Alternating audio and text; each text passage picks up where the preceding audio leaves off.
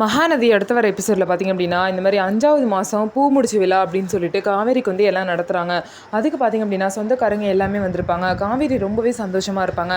காவேரி கிட்ட கூட சொல்லாமல் ஃபங்க்ஷன் அன்றைக்கி காலையில் தான் காவேரி விஜய்க்கே தெரியும். அதுக்குள்ளே பார்த்திங்க அப்படின்னா வீடெல்லாம் டெக்கரேஷன் பண்ணி காவேரிக்கு சேரீலேருந்து நகையிலேருந்து எல்லாமே பாட்டி வந்து ரெடி பண்ணியிருப்பாங்க. எல்லாமே பார்த்திங்க அப்படின்னா காவேரிக்கு மேக்கப்லாம் போட்டு கீழே கூட்டிகிட்டு வருவாங்க.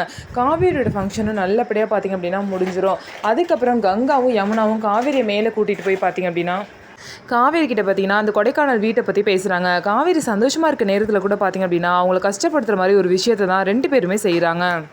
கங்கா பார்த்திங்க அப்படின்னா அந்த கொடைக்கானல் வீட்டை பற்றி பேசணும், இந்த மாதிரி அதை விற்கலாம் அப்படின்னு சொல்லிட்டு திரும்ப விற்கிறத பற்றியே பேசுகிறாங்க.